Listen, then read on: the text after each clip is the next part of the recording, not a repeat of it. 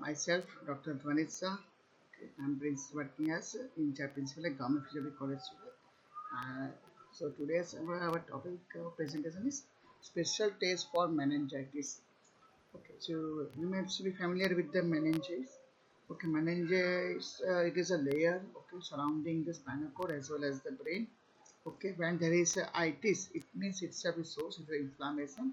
Okay, is there any of the inflammation present for these layers surrounding the brain or the spinal cord? Okay, that terms is called the meningitis. So here we go to that important test we can do to confirm for the meningitis. So this is some of the anatomy part we will take first. Meninges are the membranes that envelop the brain and the spinal cord or the central nervous system. So you can see here, okay, the first is the pia mater, then arachnoid mater, then the dura mater, okay, then the cranium, the bone will come, then the periosteum and the skin will come. Okay, so these are the covering, okay, and the arachnoid mater, you know the CSA will be present. So these are covering of the skull, and this is also covering of the brain, where you have the further brain. Then after that there will be the pia mater, then the subarachnoid mater that will contain the CNS, then the arachnoid mater, and the last comes is the superficial is the dura mater. Right, so this is a covering of the brain as a whole, okay, or the spinal cord as a whole. Okay, it is called a meninges. If there any infection or inflammation happen in that meninges, then it is called meningitis. Okay, this is a normal brain. Okay, then you see this is a dura mater. Okay, this is a skull. Okay, then you can see this is from the brain. The spinal cord comes out. Okay, and this is a photograph. This is a normal brain, and you can see here there is a advanced stage of the bacterial meningitis. Okay, even meningitis happens. You can see in the spinal cord also you can identify spinal cord infected with the bacterial meningitis.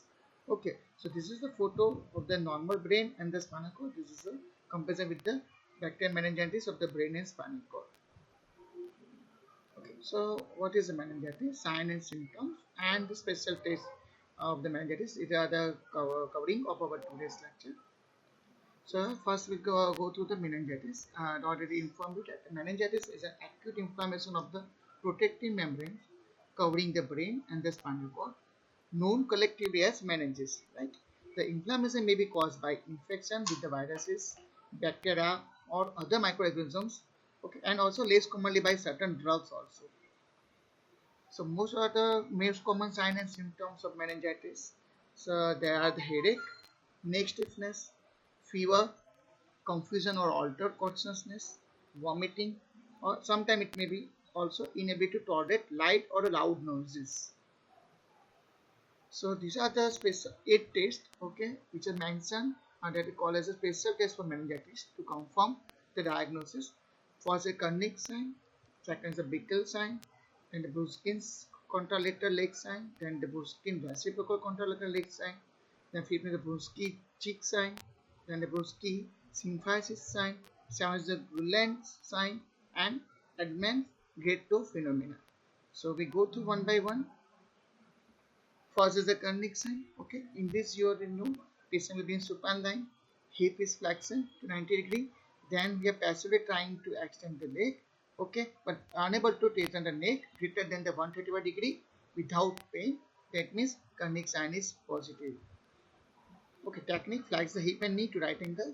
Attempt to passively extend the knee. Finding produce the pain, resistance, or inability to fully extend the knee without tightness of the muscles. Okay, then the sign is positive for the meningitis. Second is a Bickel sign.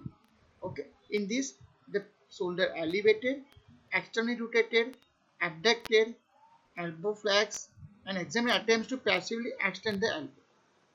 Okay, so the finding is resistant to the elbow extension, and that is the sign is positive. Fine. Next, third is a Bruskin's contralateral leg sign. In that, passive knee extension after the hip has been flexed to right angle. Here the hip is flexed to right angle and therapist is trying to do the passive knee extension. Findings are flexion of the opposite hip and knee that you can find over here. That is a positive sign for the meningitis. Fourth special test is Bruskin reciprocal contralateral sign.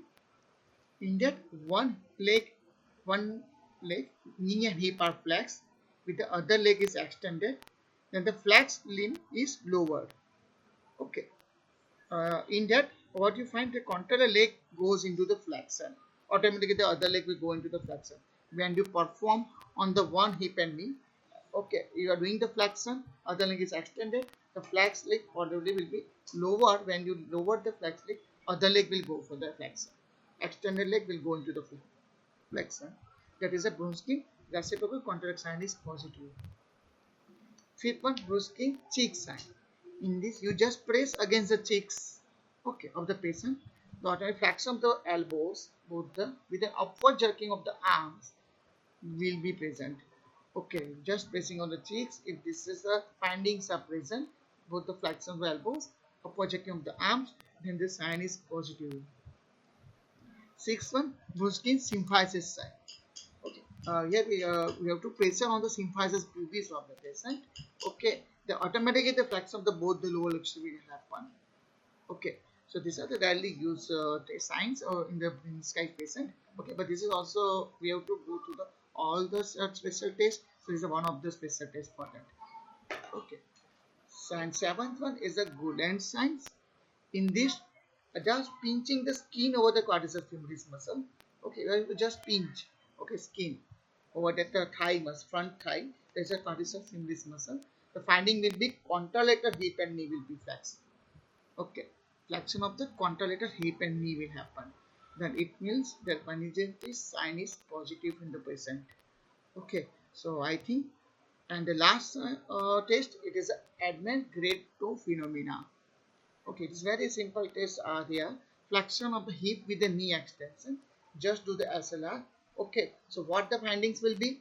You have to do the SLR till the available range. Don't go beyond the muscle tightness. If there is a tightness in the hamstring, so what will the findings? That will be extension of the grade 2 automatically. So that means the meningitis sign is positive for the patient. Okay, so in summary, so these are the very simple tests we have gone through. Okay, very easy to perform on the patients. So sometimes we may not be aware of all these tests. So this is just a idea about the special test. Therefore, this lecture has been made for the UGs and PG students as well as academicians. So thank you for the kind listening, and hope for it will be helpful for you. Okay, for the assessment and the differential diagnosis as well as the confirming meningitis positive. Thank you very much. Yeah.